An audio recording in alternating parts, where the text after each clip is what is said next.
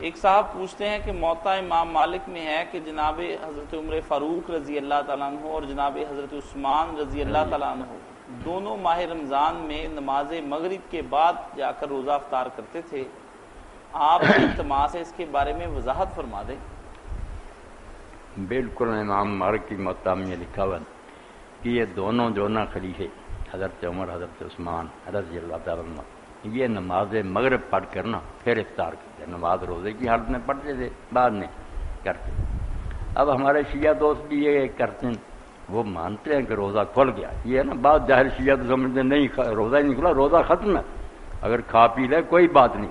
ان کی کتابوں میں لکھا اگر بھوک زیادہ ستا رہی ہے تو پھر نماز نہ شروع کرو، پہلے فارغ ہو کھانے سے، اور اگر آپ کے کوئی ساتھی بھی انتظار کر رہے ہیں تو پھر ٹھیک ہے، وقت تو ختم ہو، کھا لیں۔ تو جیسے وہ جمعے میں کہا نا کہ بات کو دور لے جاتے ہیں، صرف یہ کہ کہتے ہیں بہتر یہ ہے کہ اگر بھوک نہیں ستا رہی، کوئی انتظار بھی نہیں کر رہا تو پہلے نماز سے آرام فارغ ہو جاؤ، پھر کھاتے پیتے رہنا۔ ایک استحباب تھا کہ زیادہ تھے، مگر اس کے لیے جو حوالہ نا حمید نہیں، یہ لفظ ہے حمید بن عبد الرحمن، کہ وہ یہ بیان کرتا کہ دونوں خلیفے نماز مغرب کے بعد کھولتے تھے، مگر اس کے بارے میں بیٹا وضاحت ہو کہ نہ یہ حضرت عمر کا زمانہ اس نے پایا نہ حضرت عثمان کا پایا،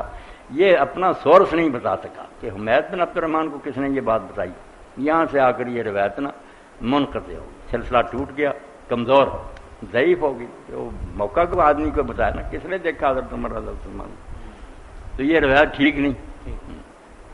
نبی کریم صلی اللہ علیہ وسلم سے مروی ایک روایت ہے، باقی اس سے یہ پتہ چل گیا وہ ٹھیکی جو کہے روزہ مکروہ ہو گیا، یہ بھی جاہد ہو، مکروہ مکرہ کوئی نہیں، بے شک آدمی عشاء کے بعد کھائے، مکروہ کیا، اگر جلدی کھول لے بسم اللہ اچھا، مکروہ کوئی نہیں ہوتا۔ یہ بھی حضور علیہ السلام نے فرمایا کہ اگر کوئی زیادہ محنت کرنا چاہتا نا کہ اپنے نفس کو کچلے تو پھر سحر سے سحر تک روزہ رکھے، افطاری کرے ہی نہ، سحر کے وقت کھائے اور دوبارہ جا کر جب سحری اس وقت کھائے، شام کو نہ کھایا نہ پیا، روزے میں رات ہوا، بخاری شریف کے حدیث ہے۔ اس لیے مکروہ وغیرہ نہ کہے، بہتر ہے کہ آدمی اگر روزہ رکھا جلدی کھول۔ ماں اسی کے ساتھ ہمارے شیعہ برادران جو ہیں وہ یہ کہتے ہیں کہ رات تک روزہ پورا قرآن میں آتا ہے، تو یہ رات یہ بھی کئی دوست صاحب بھی ملے، ایک دن پھر آیا ہی نہیں، کہتا تھا ثم اتم الصیام الی اللیل پر بات کرنی کرے، مگر بات تو صاف ظاہر ہے کہ دو ہی چیزیں، لیل ہے یا نہار، دن ہے یا رات۔ اب جب سورج غروب ہو گیا بتاؤ کیا ہے،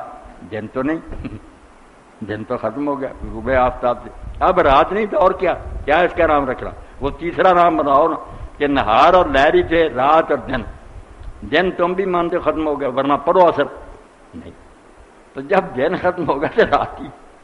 یہ جو کہتے ہیں نا رات نہیں گرد۔ اسی طرح ایک مولوی صاحب شیعہ آ گئے، میں نے کہا یار یہ مجمع بیان تبرسی کی، وہ خود لکھتا کہ جب سورج کی ٹکیا نظروں سے غائب ہو جائے، آپ کھلی جگہ ہیں اور دیکھ رہے ہیں کہ سورج کی ٹکیا نظر، روزہ کھول گیا، وہ کہتا یہی ہے تم سے، مگر جو کہتے ہیں نا ہم احتیاط، وہ احتیاط یہ ہے کہ ہو سکتا ہے یار کسی پہاڑی کے پیچھے ہو، غلطی نہ لگ جائے، اس کے لیے ہم نے علامت بنائی ہے